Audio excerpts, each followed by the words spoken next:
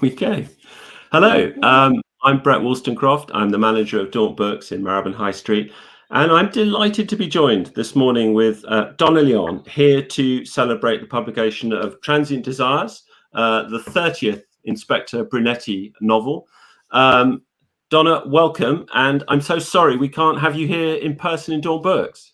So am I. I really am, because it's such fun to do it every year. Next year. Yeah, next year I hope. And I think it's 30 novels since 1992, and I thought that I would, as well as hugely enjoying Transient Desires, I went back and I read Death at La Fenice, which I haven't read probably since 1992, and I was surprised, rather like your good self. And I was surprised it was so bad. But I don't think really anything has changed with Brunetti, has it? I mean, he's more or less as he was, in that first novel. Yeah, I think that I was very lucky at the beginning that, maybe for laziness, I'm not sure which, I didn't put in any carbon 14 markers. And then it became a habit, an unconscious habit in the subsequent books. And I found that I never put in the name of the prime minister, only that he was a creep, the name of the mayor, only that he was a creep too. And no events, no big extra Venetian events happen, which in a way is emblematic of Venice, because the rest of the world really doesn't exist to Venetians in any real way. It's a city that's very enclosed in its thinking about itself. Yeah, I personally, I think it's a masterstroke. I mean, if it was a piece of luck, it was unconscious. It was a great piece of luck. I did wonder, though, today as I looked at it, I mean, I think what it's let you do is not get trapped like a Patrick O'Brien into a time scale that you then have to start playing with. But I wonder whether it constrains you a little bit. The first novel has a character in it who is part of the plot. One of the parts of the plot is a homophobic character that possibly might come into a motive. And in this one too, it possibly comes in later on. We'll be careful not to spoil the plot. Do you find it at all frustrating that you can't sort of show the way that society has got, in some ways, kind of better, more understanding? Well, in that particular subject, in the one about the old gay guy who wants to adopt a son late in life, which is 25 books later, the people around him are much more relaxed about the fact that he's gay and he's always been gay, but he's a nice guy and everybody loves him. And I think that this shows, rather than preaches, that homosexuals are in fact human, and that society has come gradually, without needing to be preached at, has come to accept this merely by exposure. And I think this is true of the growing sensitivity, certainly, to the traffic in women, that as it has expanded, it has become more horrible, and people's response to it has become more filled with gasps that this can possibly be happening now, although the now is never numbered.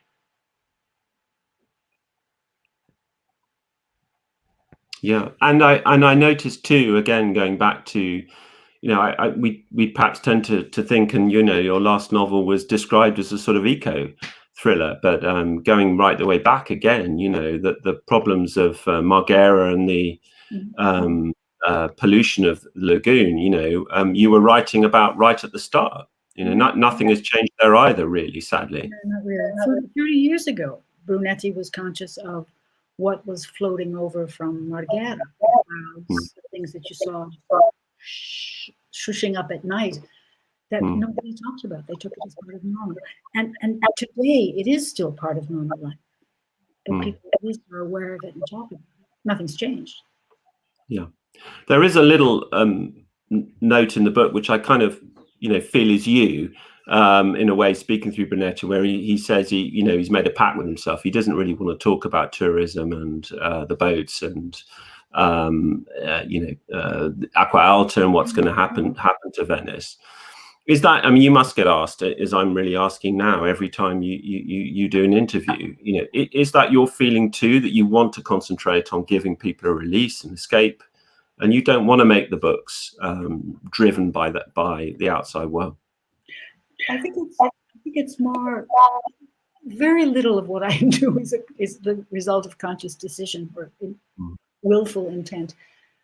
I'm just tired of talking about it. I'm tired of hearing about it. There are many things that I just don't want. I don't listen to that anymore. I don't want to hear that anymore. And I think the case with the tourism in Venice, every weekend, my friends tell me that the city is jammed with tourists. There are people who come in by train or by car or by bus, and most of them are Italian from the mainland. But they are still the same kind of tourists who come for less than 3 days or 4 days, who come for an afternoon, and do not purchase anything except a coffee. I hate to sound so venal about this, but the purpose of tourism is making money. And this is tourism that doesn't make the city much money at all. And I think everybody's just tired because they realize that as soon as this pandemia is finished, it's going to be business as usual, business as normal. The hotels will open up, the B&Bs will open up, and the same wildebeest migration will happen every weekend. And capitalism demands that. Yeah. I think the,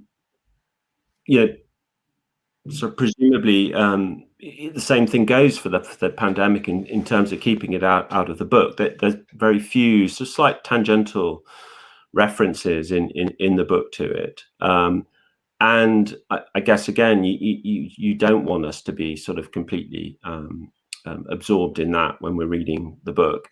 But I noticed that, and I think this is part of you and what I take to be your optimism and kindness. You do have Brunetti, just considering that amongst all this finality, you know, that there's been a moment here where the kindness and the self-sacrifice of people has come through. It's quite a poignant little thought that he has, but I take it that's how you feel too, I think.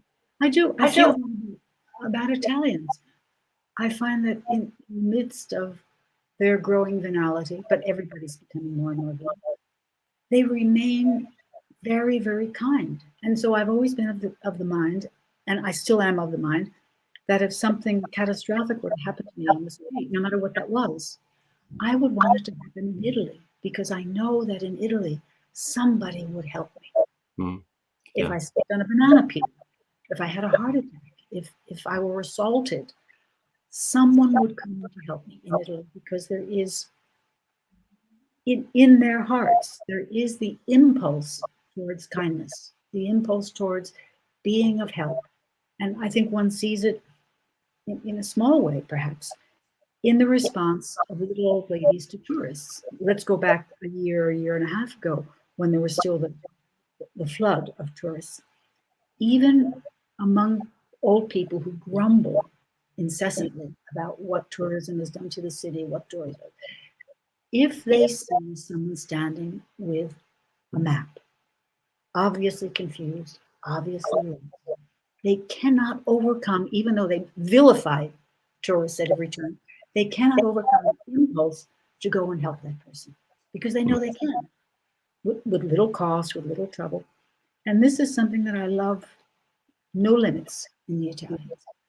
Yeah, absolutely. Well, you talk about maps there, and I think you've said it before, but in this book you say again that Brunetti consults this sort of internal map of Venice that every Venetian has imprinted in their memory. Yes, I wonder, when you write the books, do you use your own internal map, or are you sitting there with a map of the Venice and the lagoon, plotting the journey? And no, I can get there in my mind. I can get almost anywhere, but I don't know the name. I don't know. I know where I am, but I don't know the name of where I am. But this is also true of Venetians. If they give you instructions on how to get to their house, they don't say, "Oh, I live in Cannaregio 6127." They say, "You go to Palazzo Boldu and you turn left at the door, and I'm the third door down on the left, the green door," because anything else is meaningless. No one knows where the number is.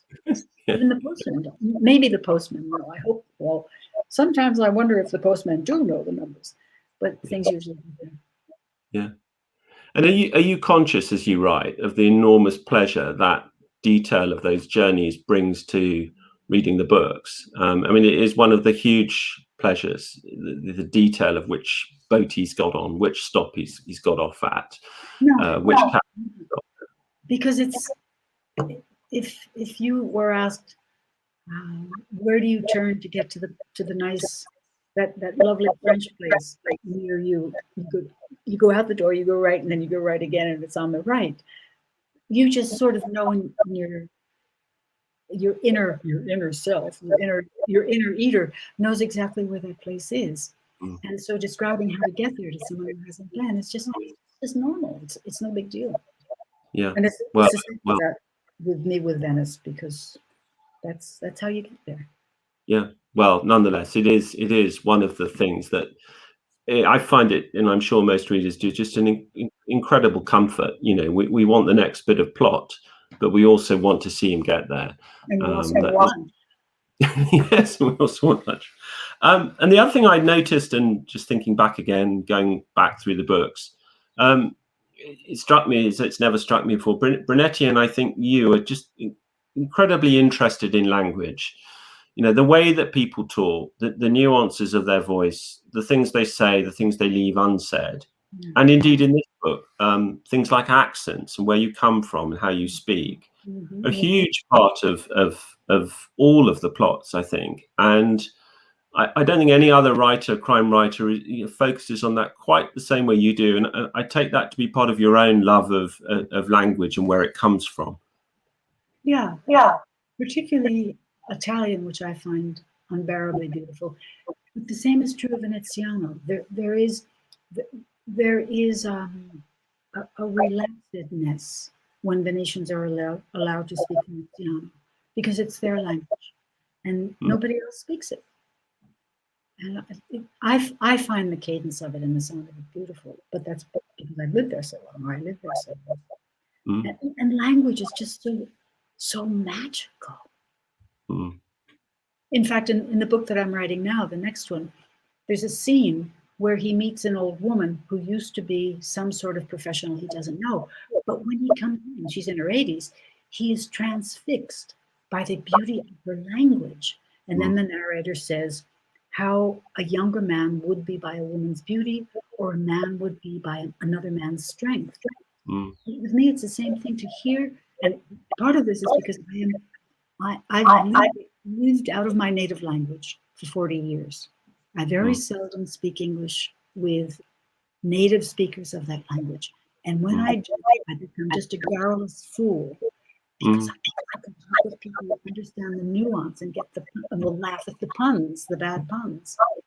And he too feels that about Italian, understandably, and about Veneziano, equally understandably. And so, I'm enchanted by language.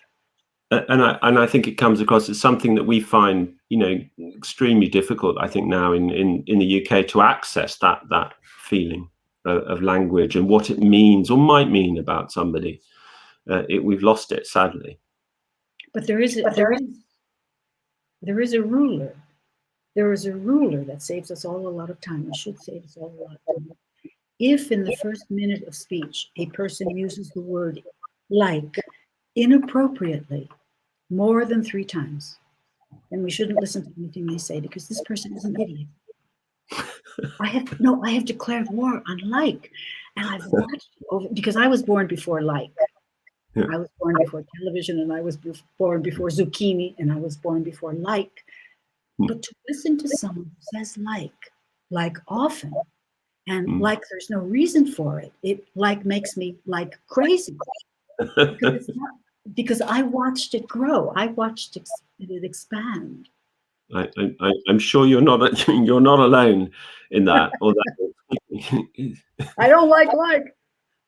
Speaking as a parent who's tried to drum it out of my own children, it's an uphill battle.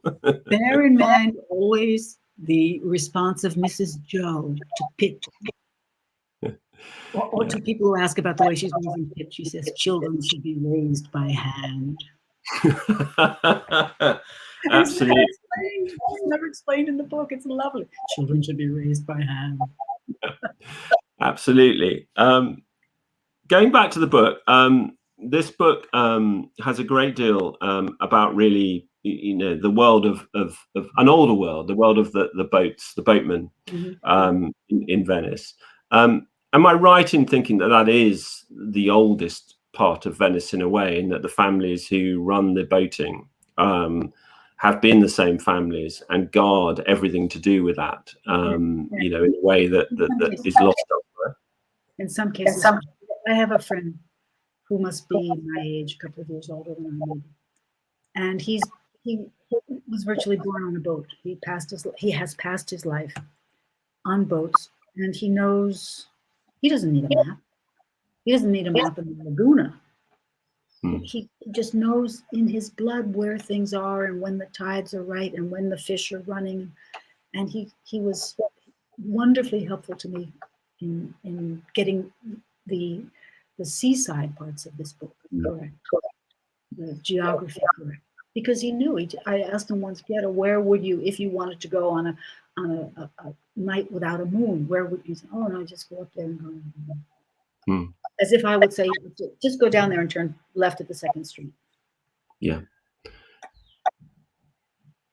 Yeah. It's a marvelously, atmospheric part of the book, and plays a huge part in the plot, which, as I say, I won't ruin. But it also takes you into the book, the sort of confusion of authorities in Venice. Can you just give us a flavour of what sort of problems you face, or Brunetti faces, if he's dealing with something that's happened on the water? I mean, there are three agencies, at least, maybe four, who might be involved in crime related to water. You see it in the boat. The Polizia Municipale has boats.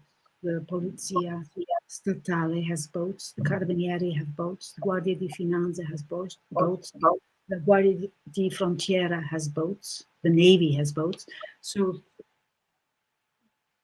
everything's divided up. Also, I have been told that one of the reasons it's so difficult to stop the cruise ships, and I would never ever be the person to suggest that this is intentional, not I, that it is divided up among 8 different bodies.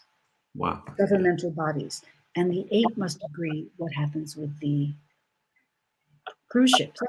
And so when triumph against the cruise ships is announced, it really means that this person or this agency is against them, but the others, and maybe they'll still keep coming. And this is what Brunetti is faced with. Who do I turn to get there, to be able to exert some jurisdiction over that particular place? Who do I arrest at sea? And there is the 12 miles limit, and authority and jurisdiction changes at that point, which certainly helps people who are bringing people or merchandise into the country. Well, it makes for a fascinating plot. And I found the book, this book is as tense as ever. I think the ending is as tense as any you've written, and really enjoyed it. Going back to Brunetti for a minute, because everything does. Music, I know, is hugely important to you, and anyone who's read the books will know how important music is to you. And I'm guessing that music, for you, as for so many of us, has been a huge sort of savior during this lockdown. I wondered, looking at Brunetti right back at the start, whether you've given him your love of classical literature, which is fun and part of the books. You didn't give him, you gave him a knowledge of music, but were you tempted to give him a far greater partner, perhaps, who's a musician?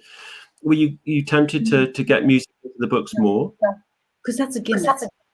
Yeah. I think that's a gimmick.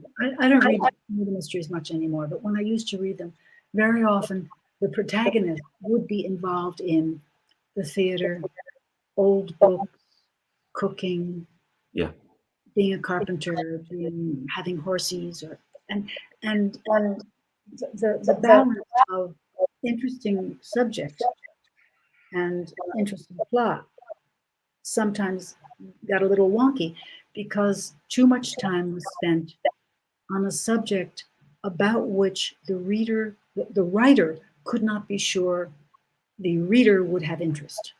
Yeah. And it didn't occur to me that Baroque opera was going to have a wide readership among the people who like to read mysteries.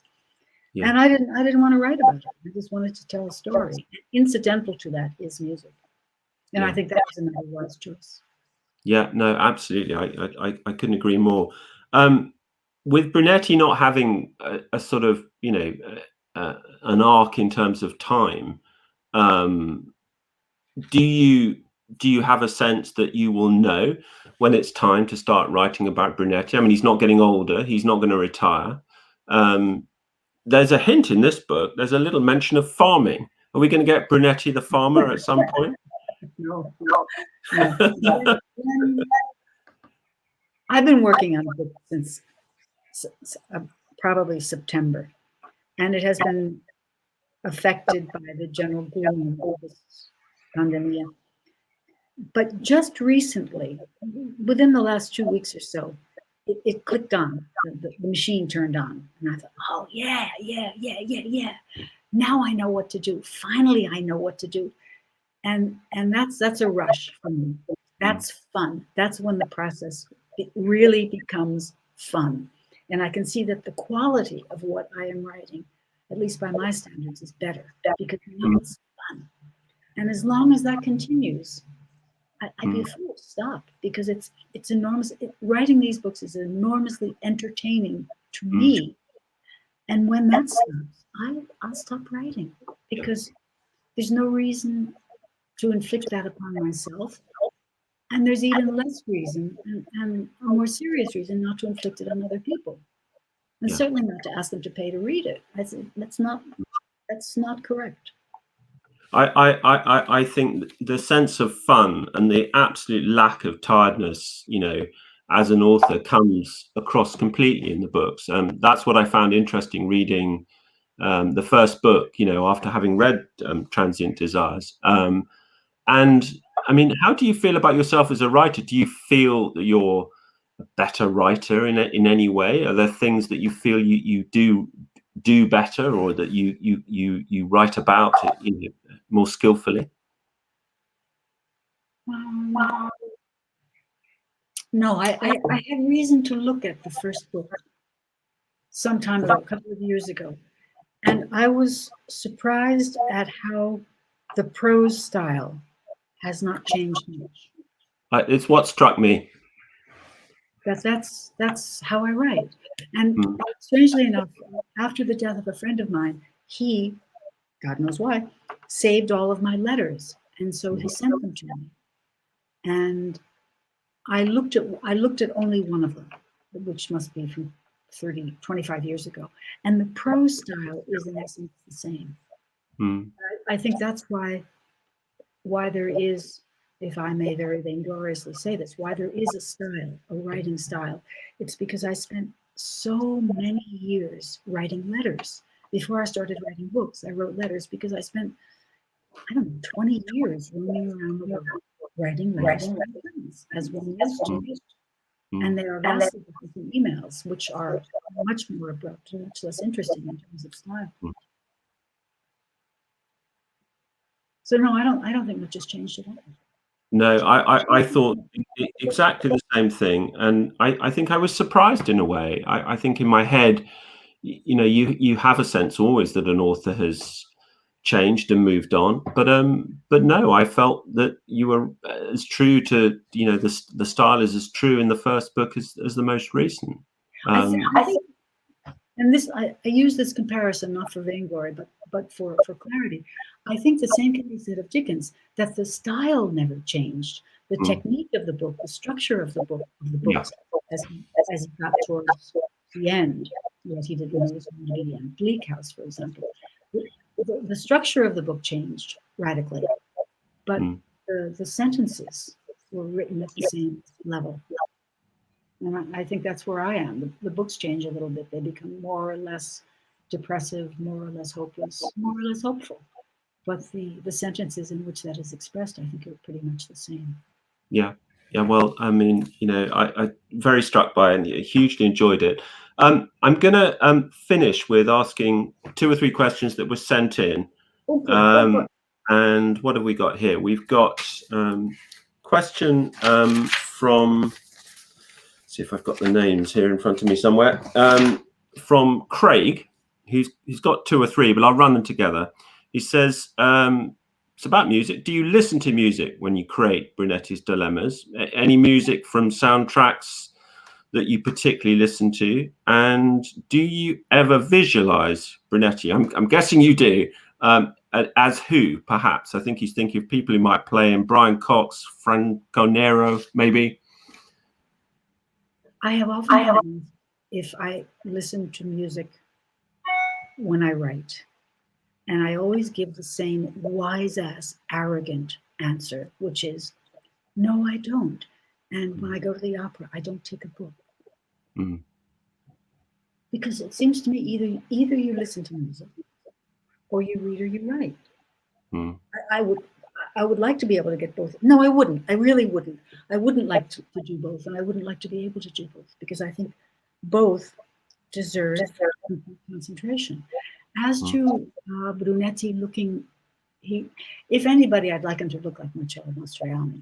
That fella, I see him on the street all the time. I see him, and I think, oh yeah, yeah. And then I see someone that doesn't look at all like the first one, and I say, oh yeah, could be Brunetti, couldn't it? Mm. That's all. Fine. Another part, or? So another question. After so many novels featuring Brunetti, are there still aspects of, and this is from Addy, are there still aspects of them that remain a mystery to you? Yeah. I discover things about him all the time. In the one that I'm writing now, he meets someone he hasn't seen for years, and he remembers a long time ago when he was in middle school. One time, this woman's mother came to their apartment where the miserably poor Brunetti family was living. And she came in and she said, oh, Guido, you have to help me. I did a stupid thing again. I doubled the recipe for pasta fagioli. Do you think your family can help me and take this, because we're never going to eat it. I don't know whether it's any good either. And she goes over and she puts it on the stove, and there's this enormous pot of pasta fagioli.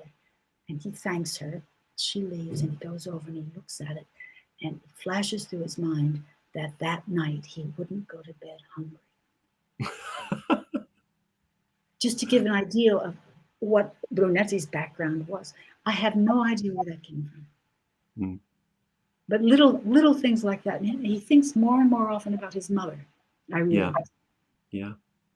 She must have been a marvelous woman. Yeah. Yeah. Absolutely.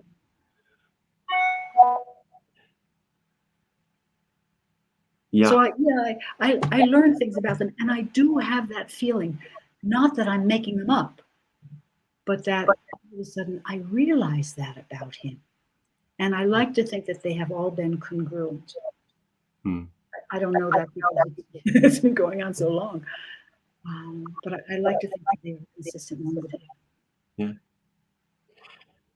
Fine. A last question then, from Rosa. Do you wake up like a musician with a tune or a song fully formed in terms of the plots, or do they spring from research? How much is there? I wake up every morning with the sweet tune of coffee, coffee, coffee, coffee, coffee. It's a very famous song. It's international as well, in every language. Cafe, cafe. I don't know where these things. I really don't know. I don't know where they come. I think in Uncle Tom's Cabin, someone asks Topsy, the little girl, where she came from. She said, "I don't know. I just wrote."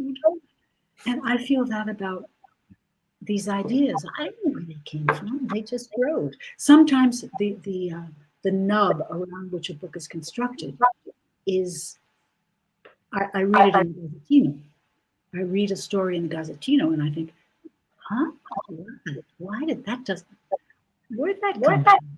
And then as I ruminate on that, either the light bulb does or does not go off. And I thought, would it be that that would work to find out why that happened, might sustain a book.